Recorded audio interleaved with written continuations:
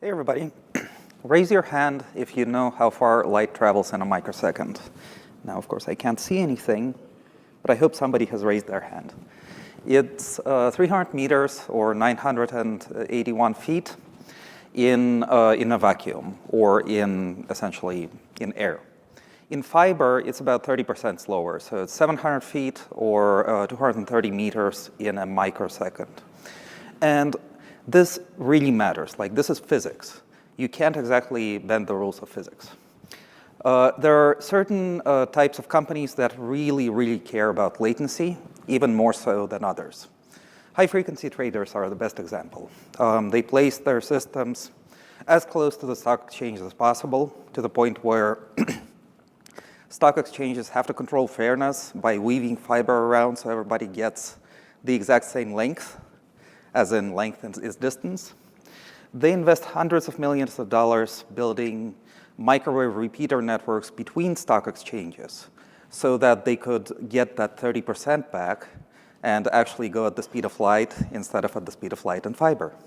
Somebody's building a pontoon network that goes across the Atlantic Ocean to connect London and New York. And I don't even know how much that costs. They really care about latency. But in storage, we care about latency as well. So Elastic Block Store, EBS, is a large distributed system. And of course, we care about things like fiber length, distance, and so on, especially since our availability zones and regions are quite large. And today, we'll talk about essentially how to maximize performance, how to take advantage of the investment that we made in Elastic Block Store, and how to run the most high-performance, high-intensity workloads on Amazon EBS. I'm Kirill Davidichev. I'm a principal storage solutions architect for EBS. Hi, I'm Sunita Singh. I'm software development manager in EBS. Thanks, Kirill. Thank you. So many of my colleagues this morning told me that this is the best time for the session. And I'm going to believe them because it's right after lunch and all of you are ready to go, right? Let's dive deep into our agenda for today. We're going to talk about the overview of Amazon EBS. We will dive deep into specific volume type IO2 Block Express, followed by a series of real industry case studies about Epic, SAP HANA, and databases, and how IO2 Block Express was able to solve the problems for these use cases. And then in the end, we'll take questions. So EBS storage. EBS is your network-attached storage. Provides high durability, high availability, and high performance for most of your workloads. It can be attached to your EC2 instance, and it persists independent of the life of the EC2 instance. In the EBS portfolio, we got EBS volumes, snapshots, and data services. Snapshots are point-in-time copies of your volumes for your disaster recovery or for your backup data protection use cases. Data services provide services to optimize your volumes or build efficiencies with your volumes, such as elastic volumes, fast snapshot restore, and data lifecycle management. But today's focus is going to be primarily on EBS volumes. EBS volumes can be SSD-based or HDD-based. And within SSD, we have GP3, IO2 Block Express, that we are going to talk a little bit more in the following slides. So EBS is really designed for a wide variety of workloads. You can choose, you have the flexibility as a customer to choose different volume types that suits your workloads. So on one hand, for EBS, we have workloads like that are high transaction that requires high IOPS, such as your database use cases. And on the other hand, you have high throughput use cases, such as SAP HANA. And for these, we provide a wide variety of volume types. When in doubt, start with GP3. GP3 is our most popular general purpose volume and most commonly used. It provides the baseline performance for 3,000 IOPS and 125 megabytes per second of throughput.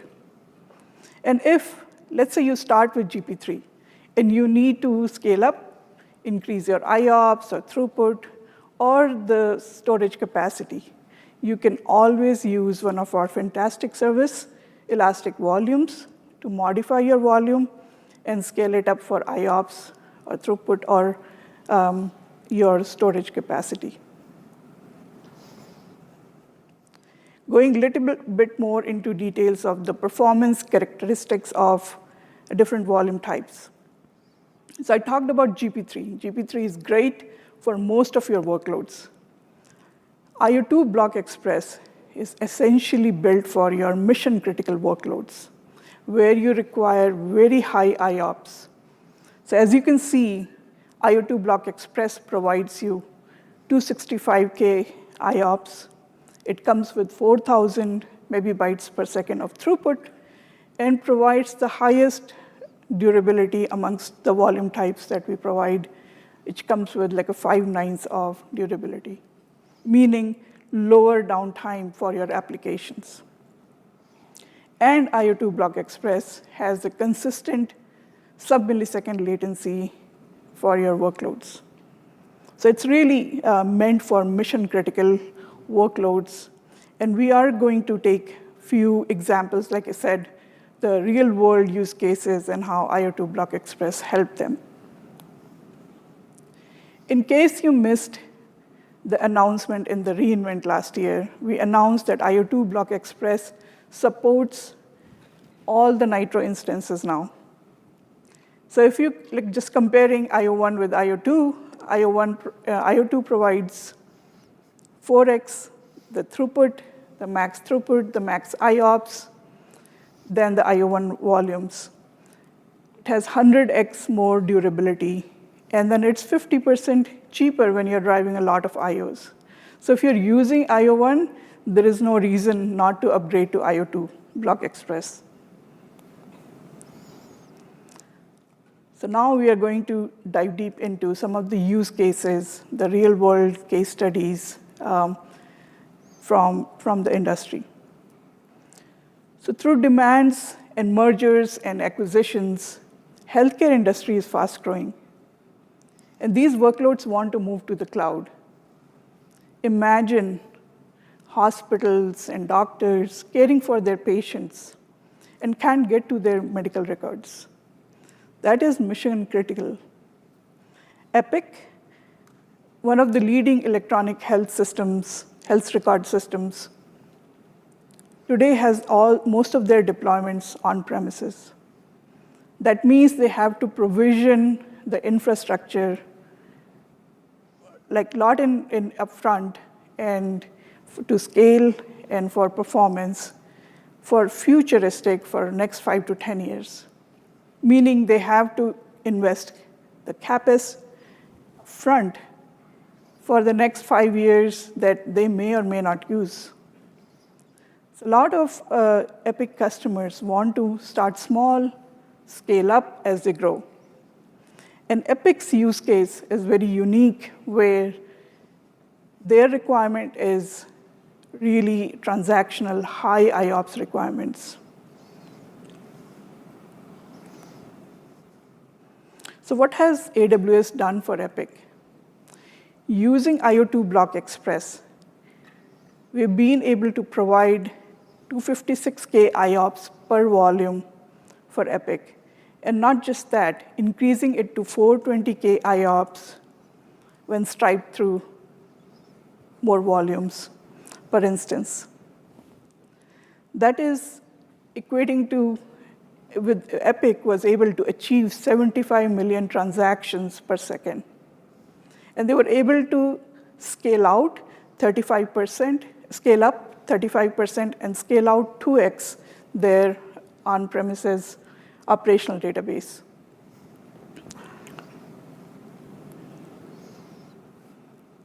Talking about one of the testimonial for Epic's use case.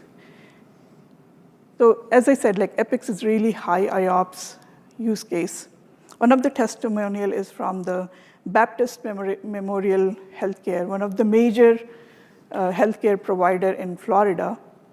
They were able to consolidate 5 different hospitals' Epic systems and move to the cloud. They saw 20% improved performance compared to their on-premises implementation. So using this IO2 Block Express, Epic and Epic's customers were able to solve their mission-critical implementations and move to the cloud. This is an example of how AWS helps solve outcomes for healthcare use cases. So it's very interesting that we saw that IO2 Block Express provides 256K IOPS per volume, and using unique implementation architectures that we were able to drive up to 420K IOPS for Epic. So Kirill, let's dive deep into this one, like how they were able to drive 420K IOPS. Sure, yeah, let's talk about the Epic workload. And Epic is obviously a very mission-critical application. It's doctors, nurses all need to access it in order to provide patient care. They really care that their system stays up. I myself once crashed the storage array for a large hospital system, and 1,000 doctors and nurses had to go back to pen and paper for a few hours until the backups were restored. They were not happy. Anyway, so Epic itself runs on top of InterSystems Iris. It's a transactional database. It's similar to SQL, just proprietary. And Iris has an 8 kilobyte block size.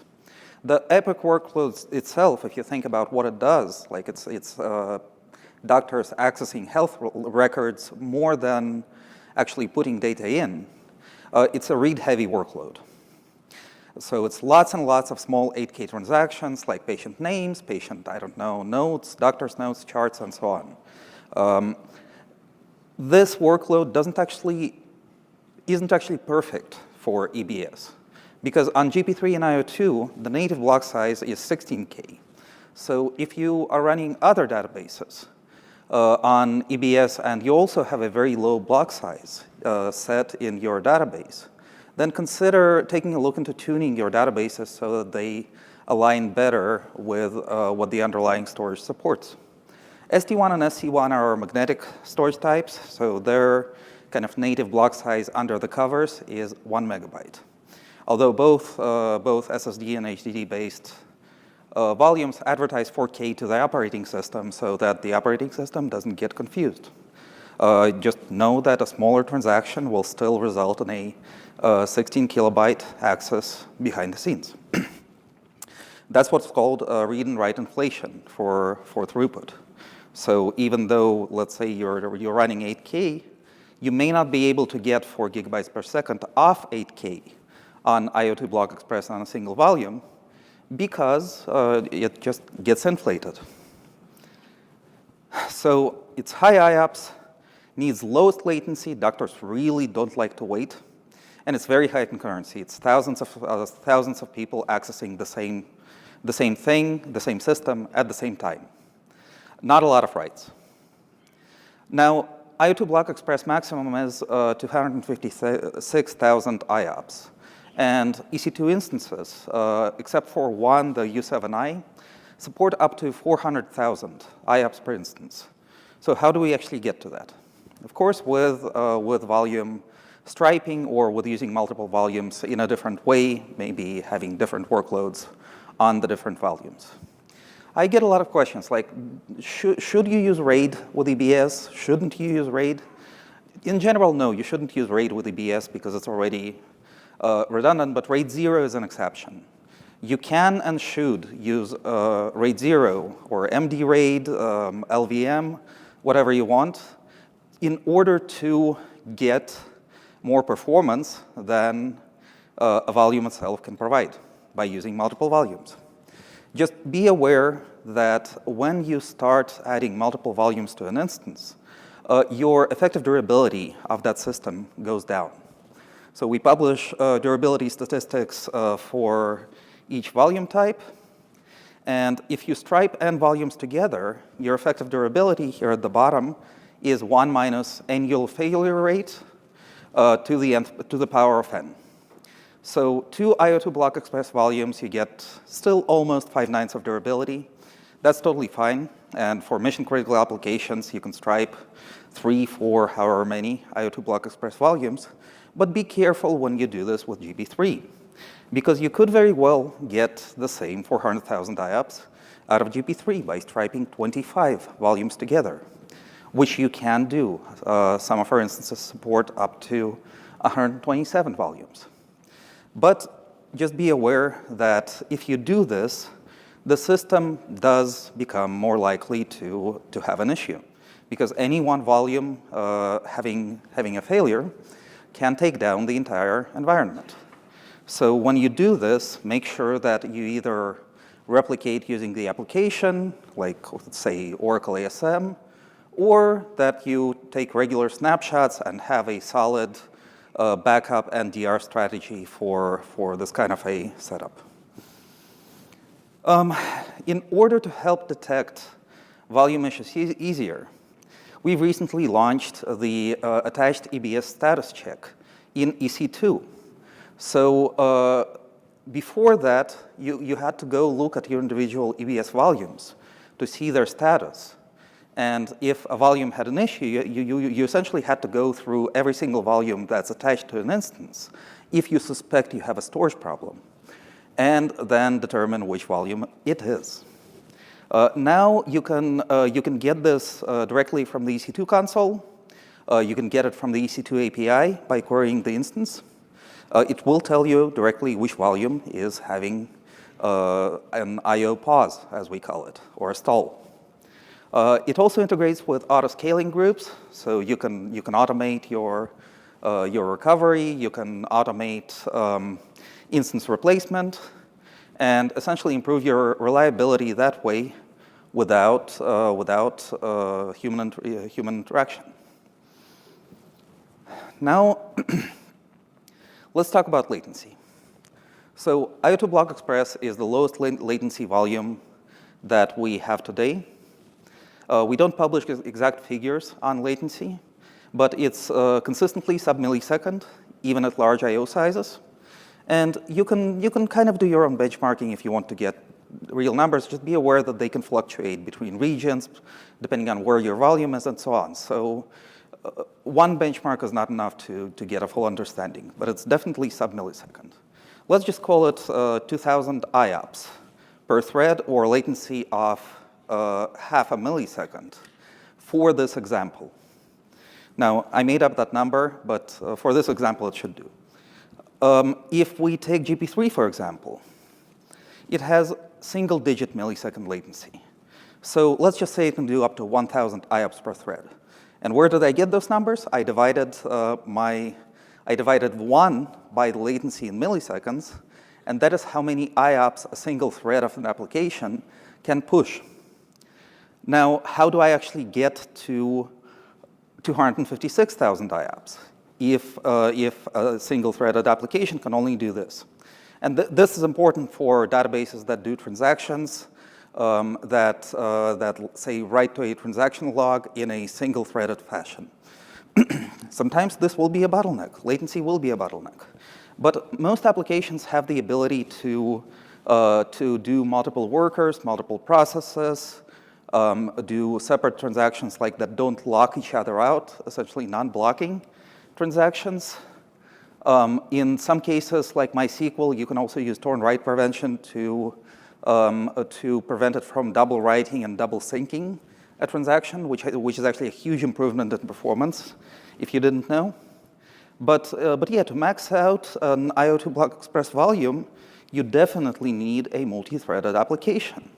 And in order to observe how your application is performing when you're testing it, you need to look at the effective queue depth of your application, effective theoretical queue depth.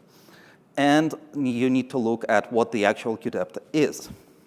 Now, if you use multiple volumes, then your effective queue depth is divided by the number of volumes.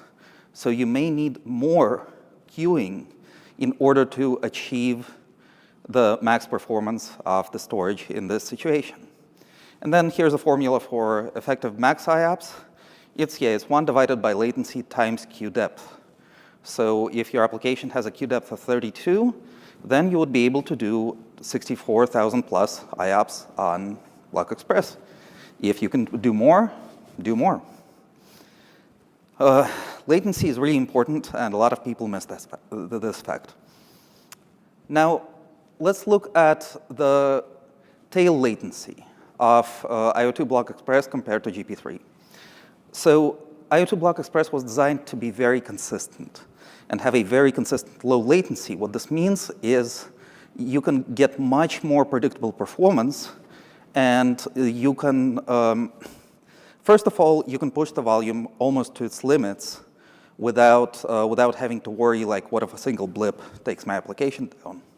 Whereas with GP3, as you start going to like the 99.9th percentile, you do get elevated write latency.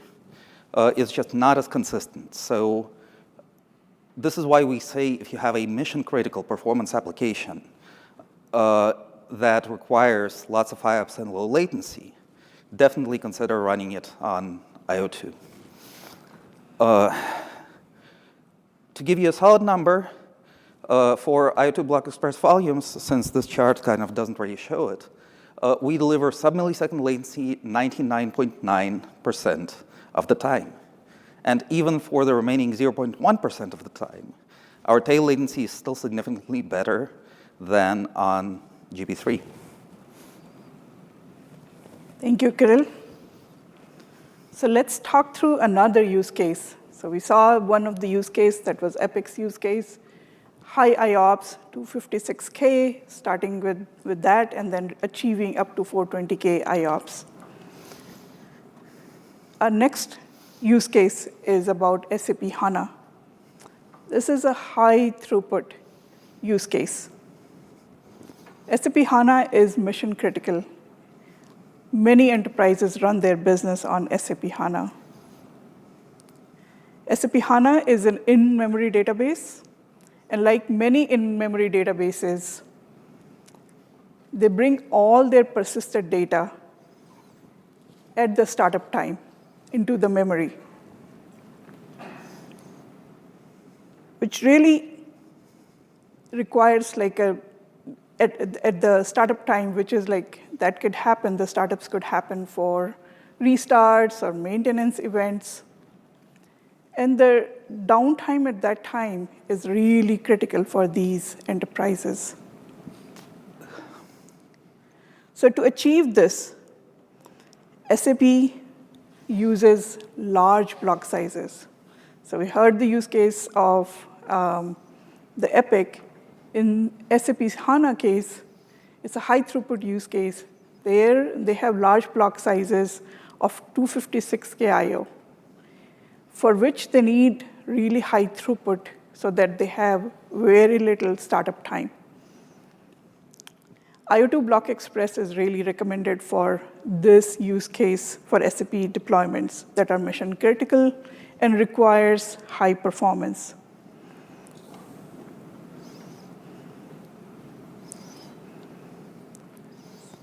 So this is a testimonial from Nissan in Europe. So Nissan car is made up of thousands of components. And these are built on critical streamline maintenance construction lines, which requires a lot of data to be analyzed.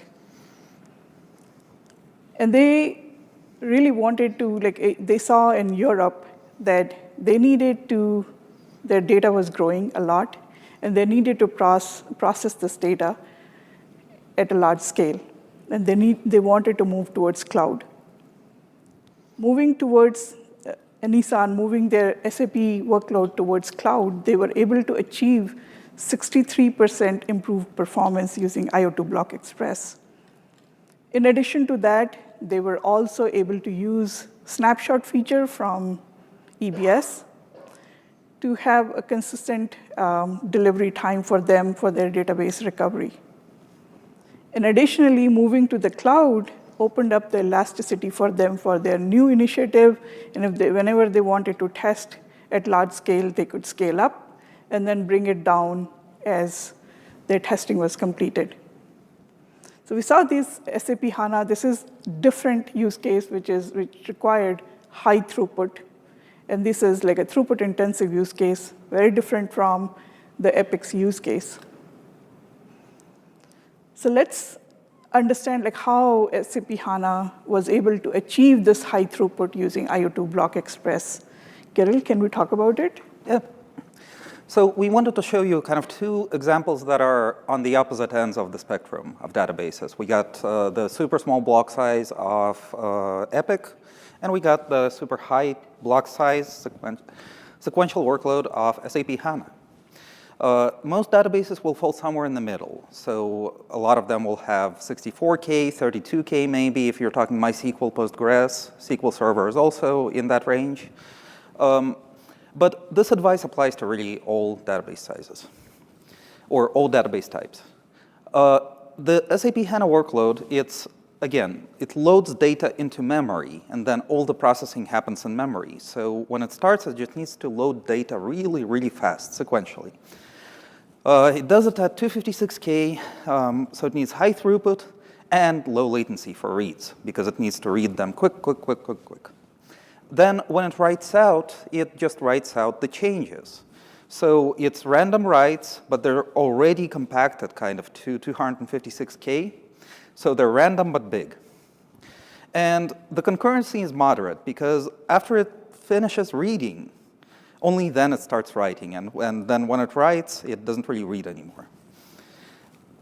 So EC2 instances have a limit of 12 gigabytes per second, 12.5 actually. And IO2 Block Express maximum is 4 gigabytes per second.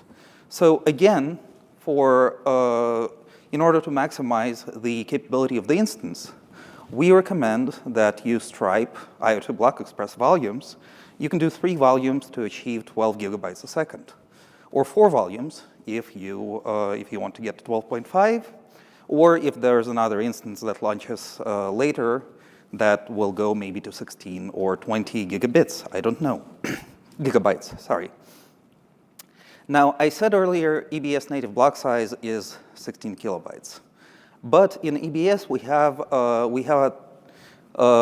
essentially a solution called IO merging that will merge sequential small IOs up to 256K into one backend operation.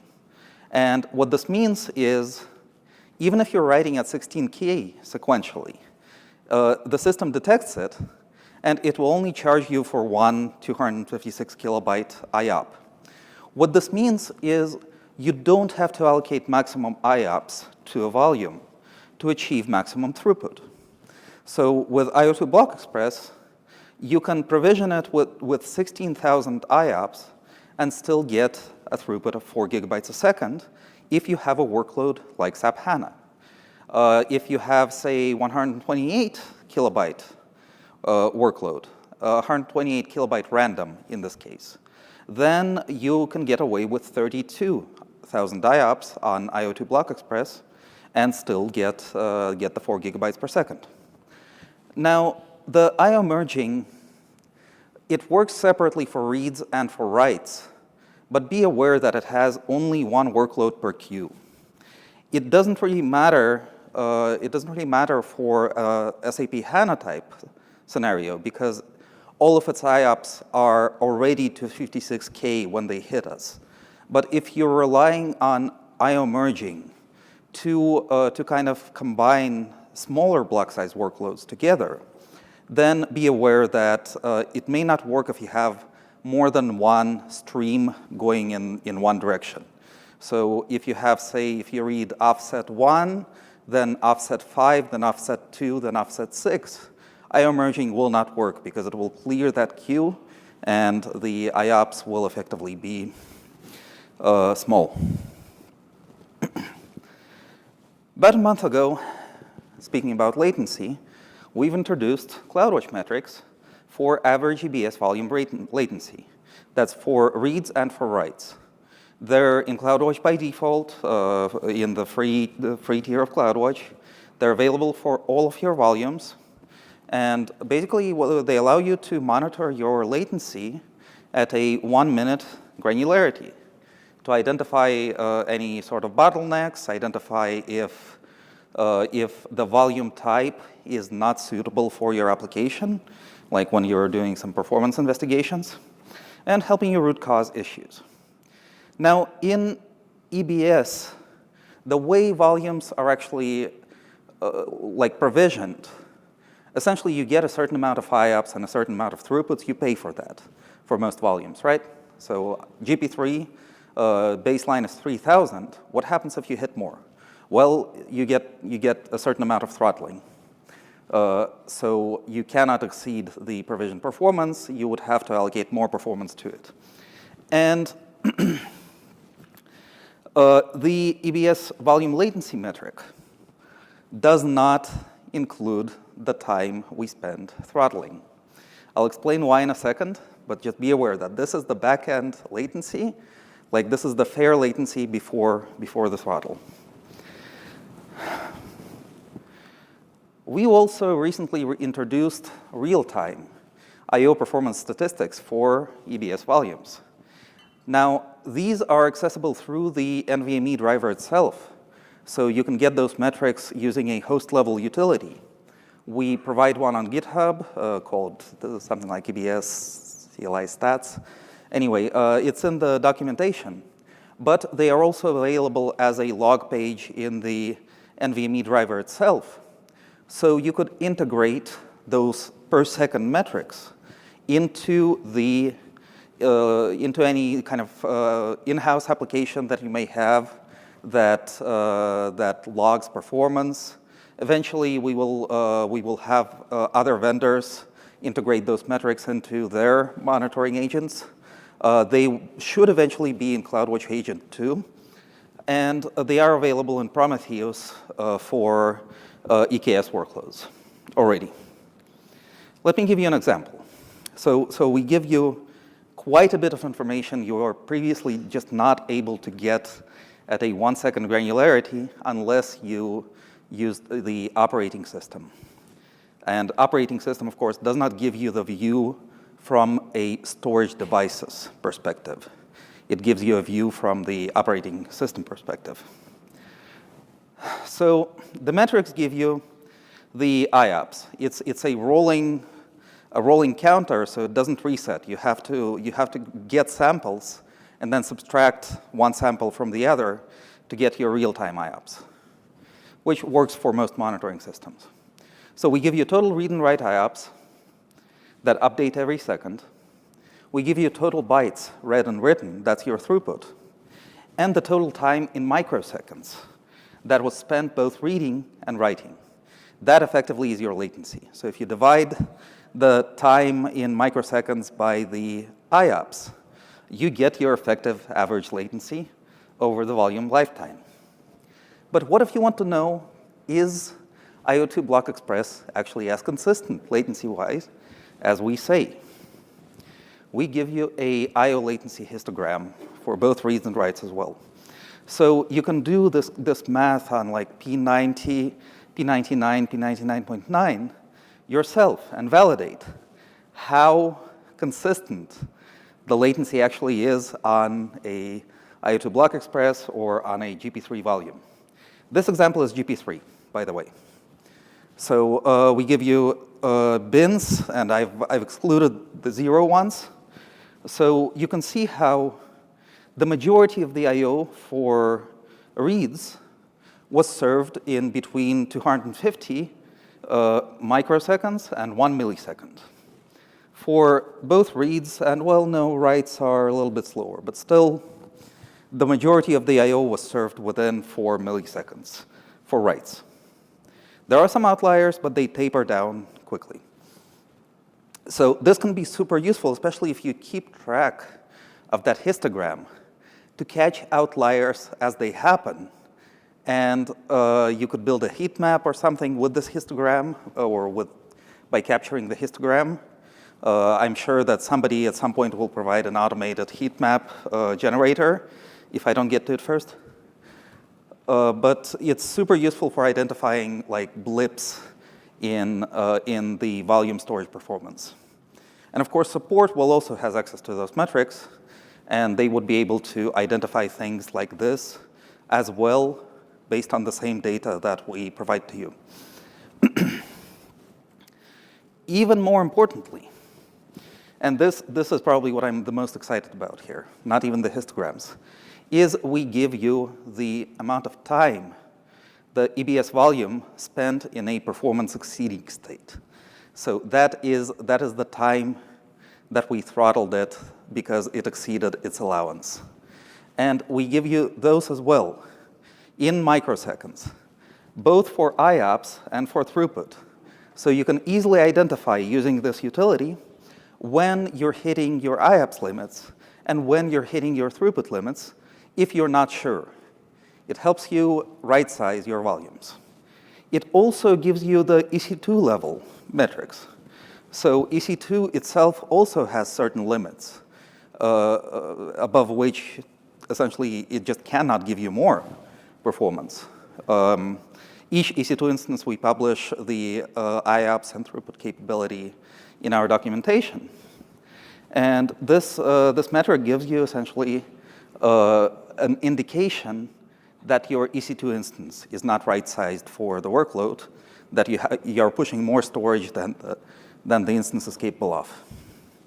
Finally, we also give you the point-in-time queue length so that you can see how your application behaves from a queuing perspective.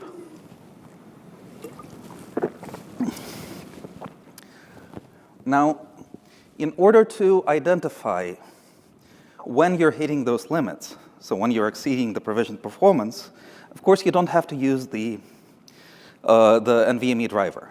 Like, that's cumbersome. It's very good for people who like hacking deep in systems. But ideally, those should be in CloudWatch, right?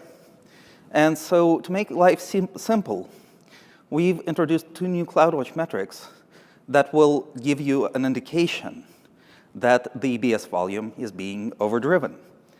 These are binary metrics. So 1-minute resolution, 0 means it's operating fine. And if that metric flips to 1, that means your volume is being throttled. So you can set alarms in CloudWatch on this metric. And you don't need to think about the thresholds. We already took care of all of that. Essentially, when that metric is 1, you are pushing more than your volume is capable of.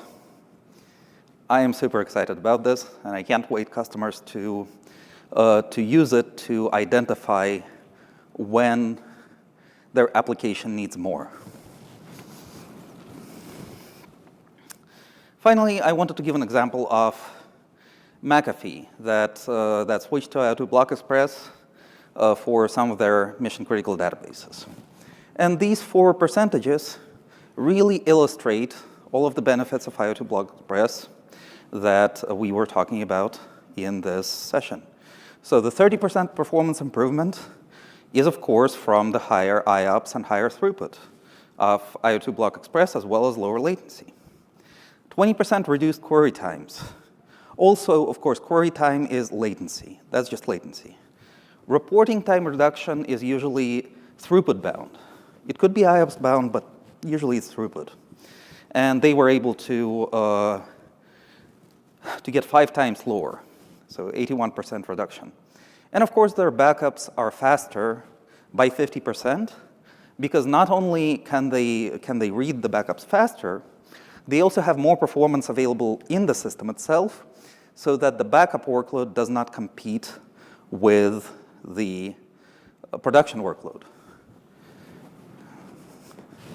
So Nita, let's cover some key takeaways of the session. Thank you, Kirill. Thank you. So we started off with introducing you about the IO2 Block Express for your most intensive mission-critical use cases. We talked about GP3, GP3 is great for many of the workloads, but for your mission-critical workloads, IO2 Block Express provides the best performance that you need for those workloads.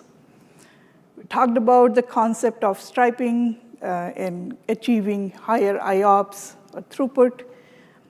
So the concept of like logical volumes. Kirill talked about the tail latency. He showed you the graph about the IO2 Block Express, how consistent, low sub-millisecond latency that IO2 Block Express provides for your workloads.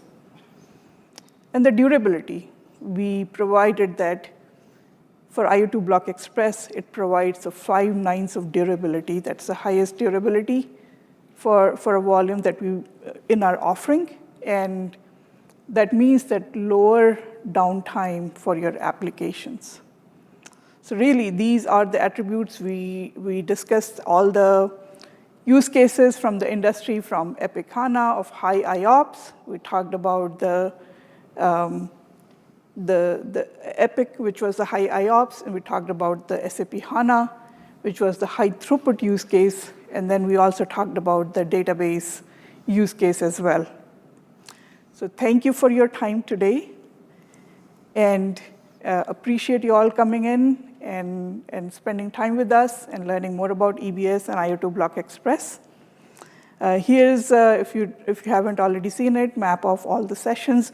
There is a workshop tomorrow at, I believe it is at 9:30 in the morning at MGM, that we are going to cover hands-on workshop, cover some of these topics. So if you're interested in kind of like looking at some of these metrics and elastic volumes and changing the scale of your volume and recovering